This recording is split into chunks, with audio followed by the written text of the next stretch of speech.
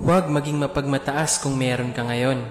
Huwag mangmata ng kapwa mo kung alam mong mas nakakaangat ka kaysa sa kanya. Tulad nga ng kasabihan, bilog ang mundo. Hindi pare-pareho ang ikot nito. Baka pagising mo, ikaw na ang minamata ng tao. At lahat ng pinagyayabang mo ay biglang maglaho sa'yo. Walang permanente sa mundo, tandaan mo. Kahit ikaw pa ang pinakamayaman, pag tinamaan ka ng sakit, lahat yan mawawala sa'yo. Ugaliing maging mapagkumbaba, meron ka man o wala. Kasi pag nawala ka sa mundo, lahat ng yaman mo may iwan yan sa lupa. Ikaw lang ang mawawala.